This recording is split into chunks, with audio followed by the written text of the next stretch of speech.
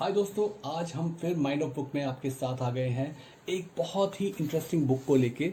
इस बुक के अंदर आप देखेंगे कि किस प्रकार से स्टैनले मैकक्रिस्टल जो इस बुक के राइटर हैं, उन्होंने इराक युद्ध में अमेरिका को एक लीडिंग एज दिलाई।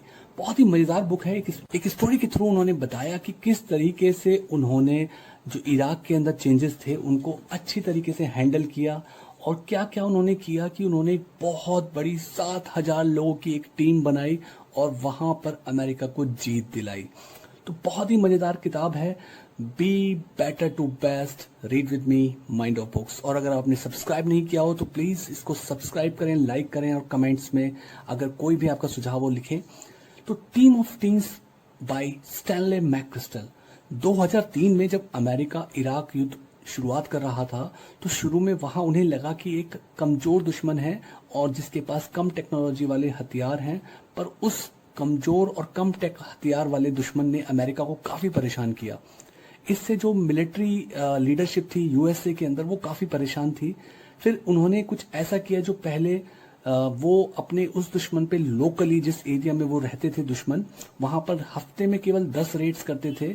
तो जब ये इस किताब के राइटर जनरल स्टैनले मैकक्रिस्टल वहां पहुंचे, जो उस समय वहां जॉइंट हेड थे, तो पहले तो स्ट्रेटजी चेंज करके उन्होंने हफ्ते में सबसे पहले जो रेड्स हफ्ते में 10 होती थी उन्होंने 18 रेड कर दी।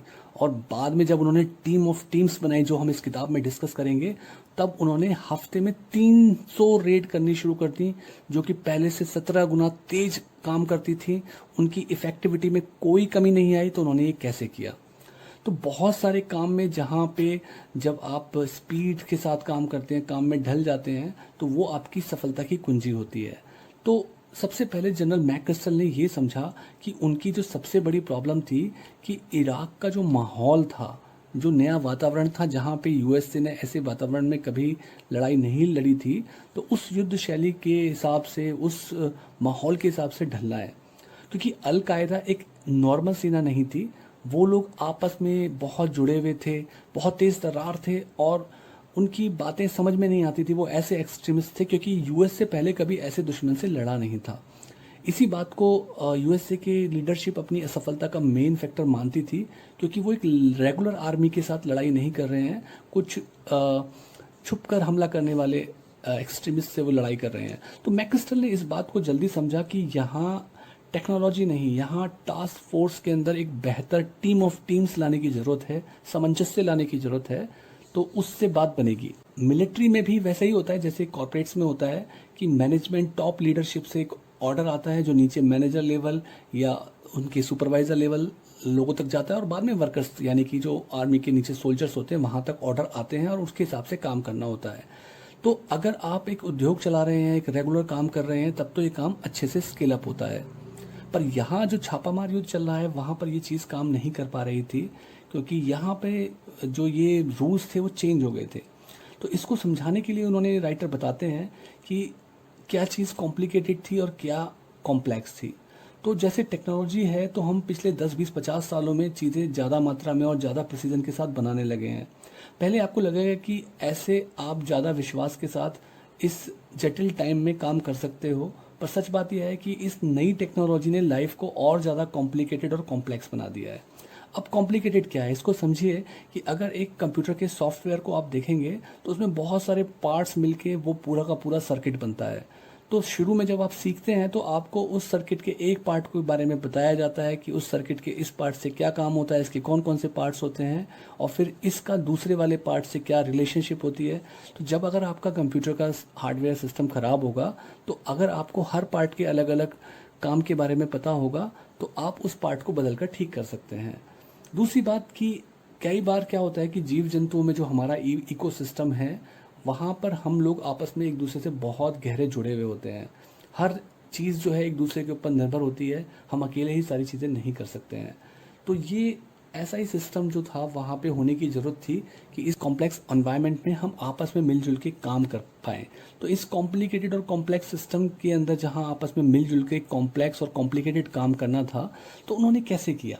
तो इराक में जो पहले हालात थे शुरुआत में वो कॉम्प्लिकेटेड थे और बाद में वो कॉम्प्लेक्स हो गए। तो दुश्मन का पहले से सही अनुमान लगाना और अपनी क्षमता बढ़ाना, ये जो था एक पहले की स्ट्रेटजी थी जो वहाँ काम नहीं कर रही थी। मैकक्रिस्टल ने माना कि सही स्ट्रेटजी है अडेप्टेबिलिटी लाना, कि उस माहौल के हिसाब से अपने आप को ढाल लेना।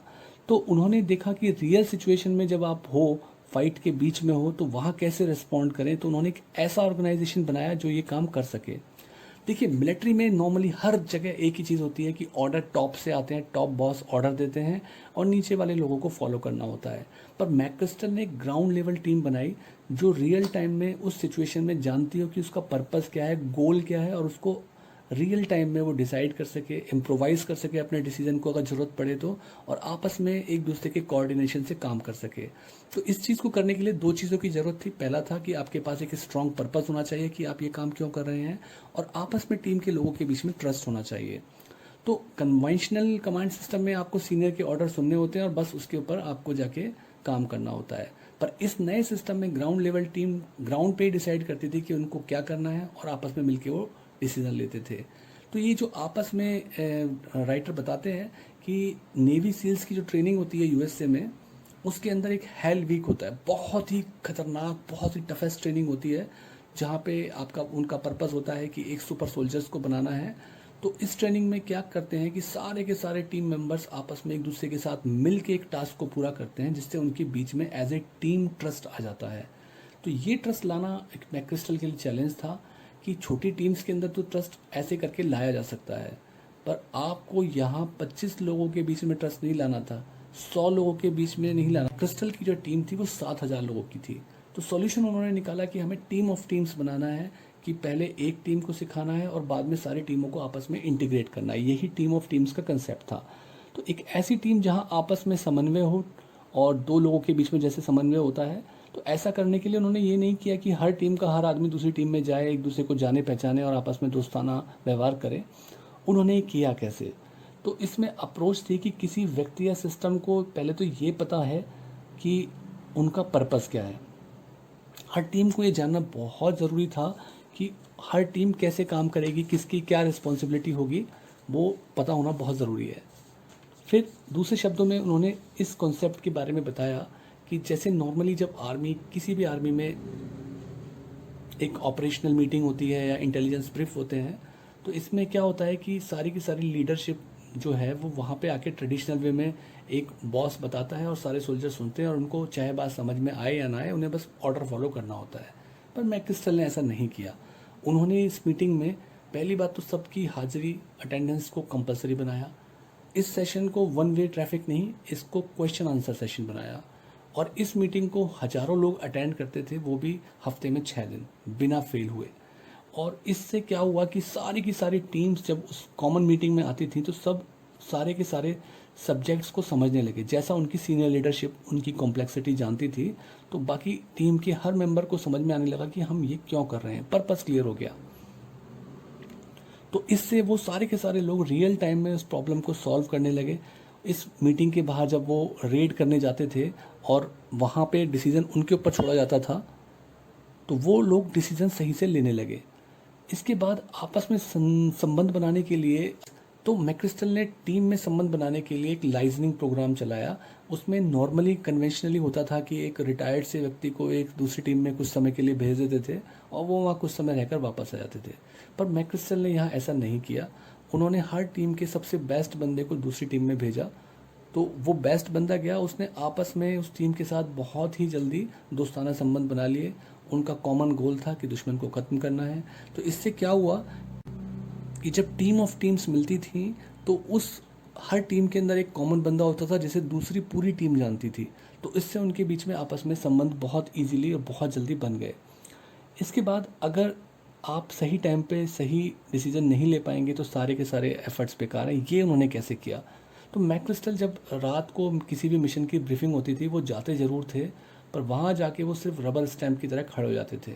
तो वहाँ पे जो लीडरशिप थी, जो ग्राउंड लेवल की टीम्स थी, उनको ये लगने लगा कि अल्टीमेटली डिसीजन हमें ही लेना है। उन्हें पर्पस क्लियर था कि क्यों लेना है, किसको मारना है और क्या करना है। और वहाँ देखते थे कि हमारी टॉप लीडरशिप जो है वो हमारे साथ, हमारे फेवर में खड़ी हुई है। तो उससे उनके जो डिसीजंस थे वो काफ़ी बेहतर हो गए। तो इससे उन्हें ऐसा नहीं हुआ कि उन्हें सुपीरियर का मुंह देखना पड़े डिसीजन लेने में। उन्होंने ग्राउंड लेवल पर तुरंत डिसीजन लिया और सही तरीके से काम कर दिया। तो आखिर में मैकक्रिस्टल यही बताते हैं कि लीडर जो है उसे एक गार्डनर की तरह होना चाहिए। यहाँ पर ऐसा नहीं कि आप कमांड स्ट्रक्चर में काम करें ऐसे माहौल के अंदर कि ऊपर से ऑर्डर आए और नीचे वाले को मानना हो। ऐसे माहौल में जो इराक में था, ऐसी स्ट्रक्चर्स में आपको डिसेंट्रलाइज स्ट्रक्चर बनानी होती है, माली की तरह। जैसे माली जो है अपने प्लांट लगाता है, उन्हें बड़े होते हुए देखता है, उन्हें पानी देता है, फर्टिलाइज़र देता है, खरपतवार को निकालता है, पर पेड़ अपने आप ग्रो करता है। तो उन्होंने इसे इसी तरीके की प्रोसेस बनाई कि उनकी टीम ग्राउंड पे जाके इजीली अपने आप डिसीजन ले पाए और उसको पता हो कि जो टॉप बॉस डिसीजन लेते हैं वो क्यों लेते हैं, और वो वही डिसीजन और अच्छे तरीके से ले। और हुआ भी यही कि इस तरीके से करने पे उन्होंने देखा कि उनके मिशन की एफिशिएंसी और सक्सेस जो है, जो पहले 70% होती थी, अब वो 90% से ज़्यादा बढ़ गई। सो टीम्स न केवल आर्मी की फंक्शनिंग के बारे में बताती है, टीम ऑफ टीम्स जो है, आप किसी भी बड़े स्ट्रक्चर को जब खड़ा करते हैं जहाँ डिफरेंट डिफरेंट डिपार्टमेंट्स होते हैं, डिफरेंट लोग होते हैं, उनके बीच में कैसे समन्वय बनाया जाए और टीम बन के आप एक कॉमन पर्पस को हासिल करें। So for more book summaries, please like and subscribe mind a book.